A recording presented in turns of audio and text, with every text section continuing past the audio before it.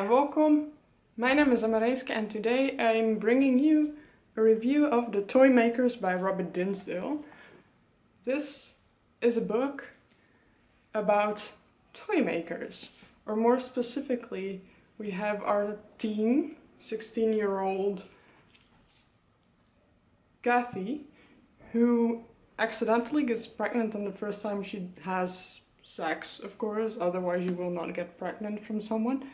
But she accidentally gets pregnant and her mother discovers she's pregnant after like a month or so.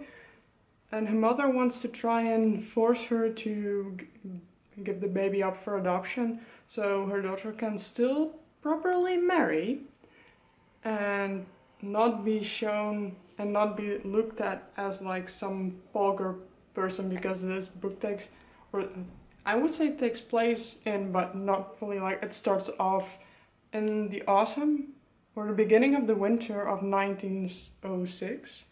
I believe the beginning of November, if I'm right. Let's see. Yeah, November 1906.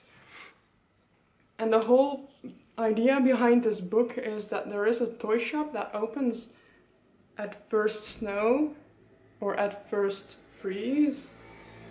frost, so the first day it freezes, and it closes again when the snowdrops bloom in spring or something like that. So that is when it closes again. And at the first day of first frost, Kathy goes to the toy shop because she wants to run away from her father and mother who want to give her baby up for adoption instead of keeping it, and she wants to keep it. She ends up here. She does not know it's a magical toy shop, but we discover almost as soon as we get in that a toy shop is a magical place. So this book has vibes very similar to The Night Circus, and it is what I wish Caraval would have been. It's a little bit like The Night Circus meets I don't know, a fairy tale, because this has very much fairy tale vibes in it. We have it seems to something bad happens, it seems to go right, it gets worse and it gets better, almost, or it ends well, basically. I'm not going to say how it ends because that would be a spoiler. And this is a very, very, very sad character-driven book. We follow mainly, if not almost completely, the perspectives of three main characters, and one surprise perspective I will not spoil because it is so much fun to read. And it gets so much development over the few times you read from it. But we have Kathy's perspective, we have Kaspar's perspective, and we have Emil's perspective. That's the three main characters of the book. Kaspar and Emil are the sons of the toy shop's owner.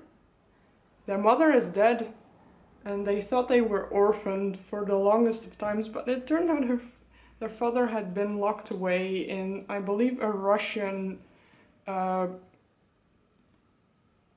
camp to like punish him for some war crimes or something, because that happened, I think, in like the 1890 or something.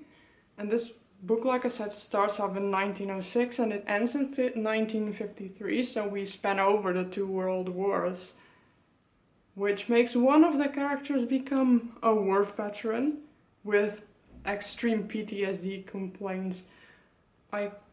I'm kind of sad about how the way his healing was handled, but since it's a fairy tale type story, it fits. Like, one of the characters, Kaspar, becomes a war veteran, and I thought his PTSD, especially when he just comes back, is handled so well.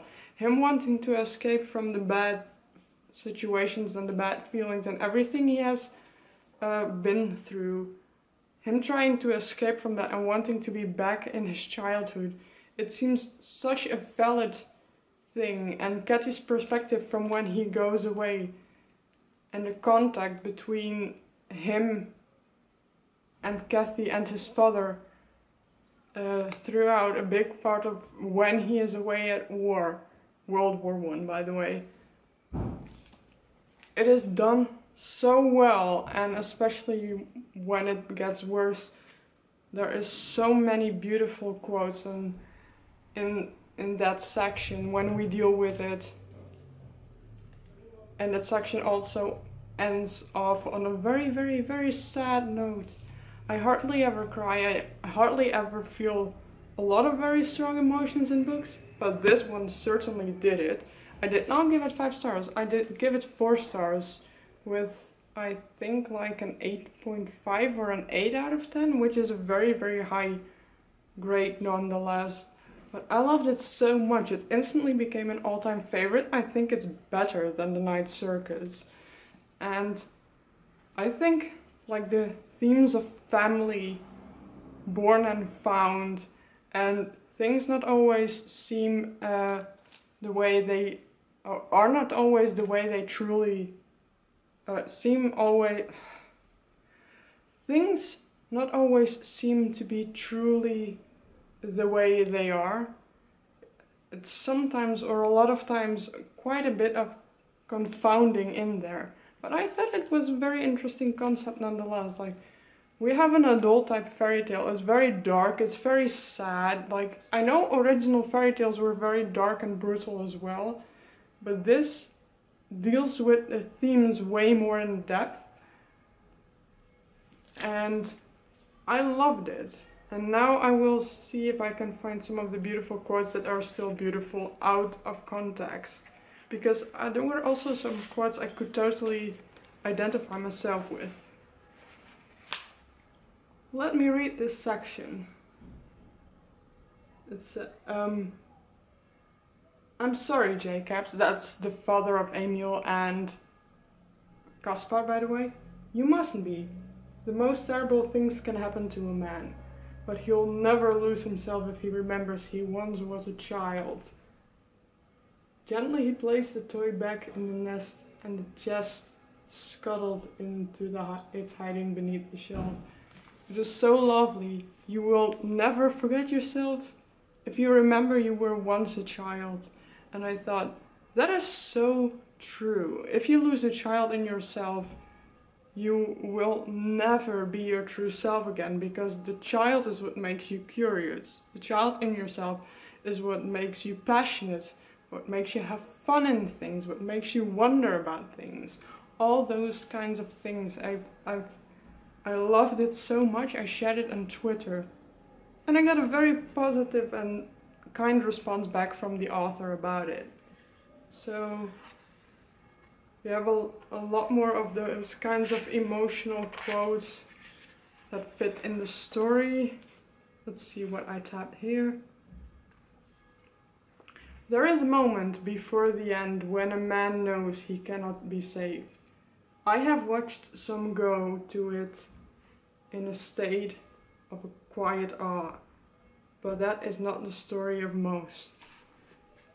In one of the stories of past and one of the stories of war and pain and punishment, it's very strong. I know I'm not very good at reading it out loud, I'm not very good at doing it atmospherically, but I love this book so much and I want to reread it when I have the time, so I can tab up and find more quotes and beautiful pieces and not just these 8 or 9.